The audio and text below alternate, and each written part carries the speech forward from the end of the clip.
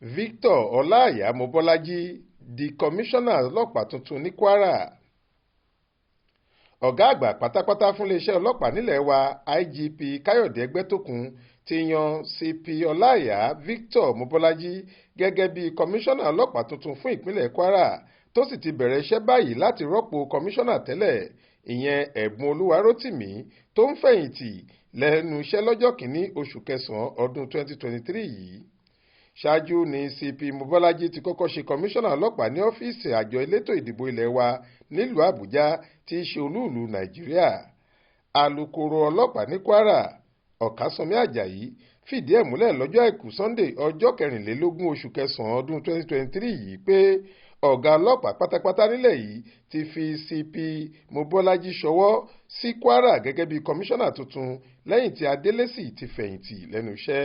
Ó tẹ̀síwájú pé kọmíṣánná tuntun yìí yóò bẹ̀rẹ̀ iṣẹ́ rẹ̀ gẹ́gẹ́ bí kọmíṣánná ọlọ́pàá ní Kwara lẹ́yẹ-ò-sọkà. Ibrahim Alágúnmu ló ṣàkójọ ìròyìn yìí fún iléeṣẹ́ tẹlifíṣàn Aláròye online. Faith Adébọ́lá ló kà á sétí ìgbọ́ yín.